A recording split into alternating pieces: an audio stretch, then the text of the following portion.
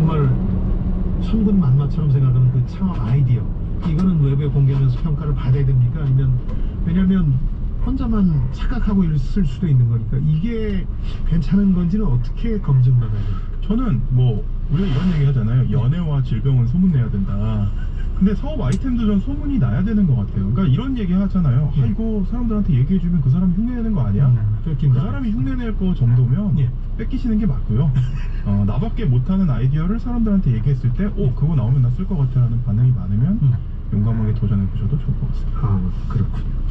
아주 실질적인 조언이 됐습니다. 퓨처플레이 유중희 대표와 함께 오늘 벤처 창업 투자뿐만 아니라 창업하는 방법까지, 그리고 어떤 태도를 가져야 이 심사를 하는 사람들한테 투자에 대해서 긍정적 평가를 받을까 하니까 참 놀라운 얘기들을 들었습니다.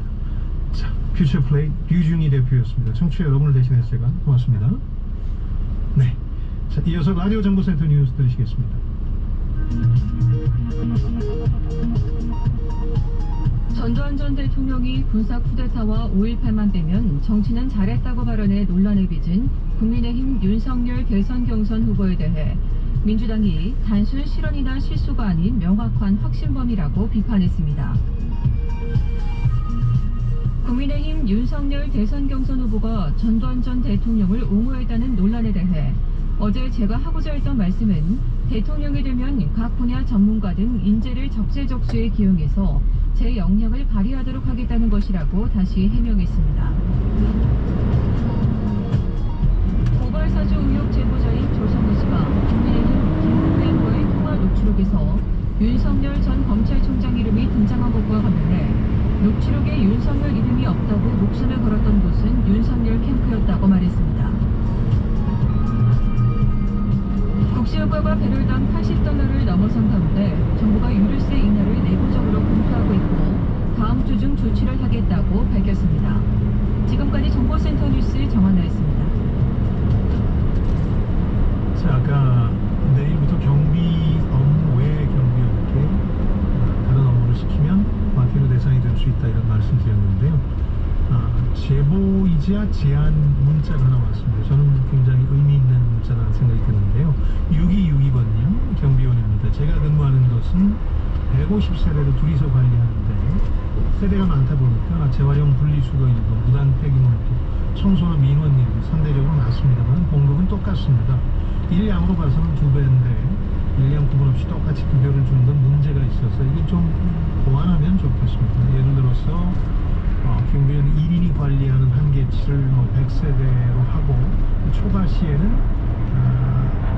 급여를 추가한다는 식으로 하면 훨씬 더 합리적이 되지 않을까 해주시는 거, 저는 이거 동의합니다. 굉장히 그 대규모 아파트 단지에도 몇 번 안 쓰는 경우가 있고, 혹은 소규모인데도 꽤 합리적으로 인력을 쓰는 경우도 있거든요. 그래서 그 업무의 과중에 따라서 보수 측에도 좀 바꾸는 것도, 이렇게까지 디테일에 신경 쓰지 않는 아파트 단지나 입주자 렉터리가 많긴 합니다. 좀 고쳐졌으면 좋겠습니다.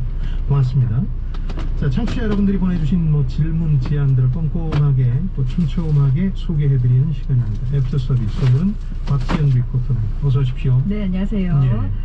질문 소개해 주시죠. 네. 어제 원탁의 기자들 K시간에서 친환경 발목 잡은 태양광 관련해서 말씀 나누셨는데요. 예. 그러면서 질문, 의견 많이 보내주셨습니다. 그중에 휴대전화 뒷자리 9855 쓰시는 분은 태양광 발전 집에 설치하면 한 달에 10,000원 정도 절감한다는데 아니 좋은 거 아닌가요? 라고 질문하셨네요. 이건 저도 설치를 안 했고 자세히 알아보질 못해서 우리 곽지연 리포터가 좀 알아보셨죠? 네. 이 질문에 대해서는 어떤 결론 내리셨어요? 그러니까 사실 이렇게 줄일 수는 있어요. 최대 7,000원에서 15,000원까지 줄일 수는 있지만요. 장점이 있으면 당연히 단점도 따르겠죠. 그럼요. 예. 그러니까 사실 이렇게 그 회수하려면요, 원금 회수하려면 설치 비용 회수하려면 10년 정도가 소모가 되고요. 초기 투자 비용이 있습니다. 그래서 맞아요. 물론 대출도 해주고 지원도 합니다만 네. 회수에 10년이 걸리죠. 그렇죠. 또 사실 이 태양광 발전 패널의 그 수명도 20년이에요. 더 중요한 거는 내가 20년, 내 집이면은 20년, 10년 하겠지만은 이 상태도 고려해 보셔야 된다는 거, 그건 또 전해드립니다. 또 하나는 이제 그 환경에 영향을 좀 받으니까 그렇죠. 태양광이 그렇죠. 이 패널이 태양광을 잘 흡수할 수 있느냐 이런 등등 넣어주지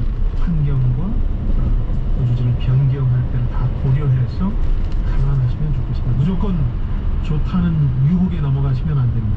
요즘은 이 사업하시는 분들이 자꾸 권하기 때문에 꼼꼼히 따져야 될 문제를 소홀히 할까봐 걱정이 돼서 드린 말씀이었고요. 네. 강원필님이 소재도 국산인가요? 태양광 패널과 관련해서는 중국산이 대부분이라는 말도 있던데 네. 이건 저희가 좀 따져봤는데요.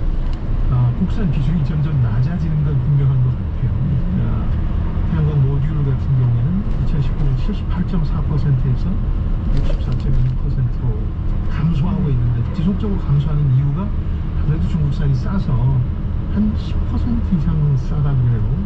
그러면서 이런 일들이 벌어지고 있는데 태양광과 관련한 다양한 문제가 있는데 이러다가 점점 중국산에 의존하게 되지 않을까 이것도 걱정되는 부분입니다. 왜냐하면 이 사업은 계속 커질 수밖에 없고 투자가 지속될 수밖에 없는데 국내에 산을 쓰지 않으면 그 사업이 커질 수가 없거든요. 생태계 자체를 키워야 되니까요. 네.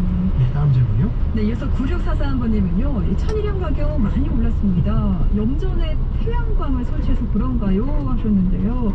사실 이 천일염의 존재감이 드러날 때가 좀 다가왔죠. 그렇죠. 김장철입니다. 이 김장을 앞두고 아니 이 천일염 가격 왜 이렇게 올랐나 놀란 분들 많으실 텐데요. 그렇다면은 이 현장의 소리 한번 들어보겠습니다. 이 우리나라 천일염 생산량의 절반 이상 한 75% 이상을 차지하고 있는 전남 신안입니다. 이 신안 천일염 생산자 연합회 홍철기 회장입니다. 천일염 생산 원가가 키로에 최소한 500원은 돼야 생산 원가가 나온다고 그러거든요. 그런데 200원도 못한 시절이 있었어요. 생산도 많이 되고 수입도 많이 되고 이런 원인이 있죠. 그래서 생산 원가가 못 나오니까 이 염전을 운영할수록 다 빚을 생산 원가가 몇 천만 원씩 졌어요. 억대 넘게 빚을 진 사람도 있고 그래서 태양광 차라리 한 것이 빚을 안 지고 살아갈 수 있겠다 해가지고 염전이 태양광으로 많이 이제 이렇게 전환을 했죠. 그런데 지금 최근에 와서 이제 뭐 소금이 지금 이렇게 비싸다고 얘기를 하잖아요. 지금 한 18,000원 정도 거래가 되고 있어요. 그리고 생산 원가에서 따지면 약 7,000원 정도 올랐지 않습니까? 한 3, 4,000원 그런 시절이 있었으니까 그 시절로 얘기한다고 하면 어떠겠어요? 몇 배 올랐다고 얘기하겠죠. 천일염 생산자 연합회에서는 생산을 많이 하고 가격이 싸니까 시기 조절을 좀 하자 해가지고 늦게 생산을 했어요. 그리고 빨리 끝내고 그러면 이제 생산량이 아무래도 줄어들 거 아닙니까? 또 그 일본 그 원전수 강조한다고 해가지고 소비자들이 많은 쓰레기를 많이 했어요. 또 작년에 3개월의 장마가 됐잖아요. 태풍이 연달아 세게 올라오고 1년에 생산량이 20만 톤을 넘어가야 되는데 작년에 총 생산량이 한 17만 톤밖에 못 냈어요. 그래서 이제 그 재고 물량이 없었어. 그런 여러 가지 복합적인 영향이 있죠. 그러니까 가격은 20kg 한 포대 가격이고요. 많이 뛰긴 했네요. 8,000원 정도. 그렇죠. 18,000원까지 이제 올라가고 있으니까 태양광이 한 요인이 되긴 했는데요.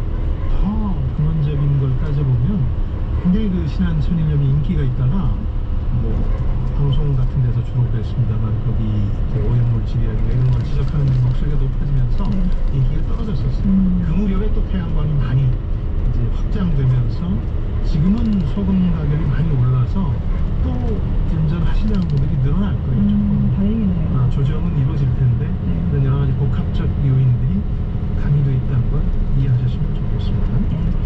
이어서 1081번님은요, 장기 투자 목적으로 미래 산업에 대한 상장 지수 펀드인 ETF로 매수 고려하고 있습니다. 이 종목에 포함된 기업들을 신뢰가 가는데 운용사가 뭐 폐업한다거나 또는 ETF 자체가 상장 폐지되면서 신뢰감이 떨어지네요. ETF 20년이 넘게 생존할 수 있을까요? 이런 정보는 힌트는 어떻게 얻을 수가 있는가요? ETF 투자하실 때 저희가 늘 말씀드리는데 이게 일종의 주식 같은 거니까 두 가지를 중시하라고 말씀드리죠. 하나는 업력, 얼마나 오랫동안 해왔느냐. 두 번째는 최근의 수익률. 이런 것들을 다 찾아보실 수 있습니다. 그 네이버 금융 같은 데 가시면 ETF 쪽 종목을 보실 수 있고요. 여기에 뭐 기초자산, 주가흐름, 구성자산, 순자산 가치, 수익률, 펀드 보수 이런 걸 다 일일이 확인하실 수 있으니까 이걸 보고 괜찮다 싶은 쪽으로 가야 되는 거고요. ETF 쪽이 요즘 같은 연동성이 높을 땐 더 낫다 이런 얘기를 저희 방송에서 많이 했는데 여기서도 잘 골라야 되는 거죠.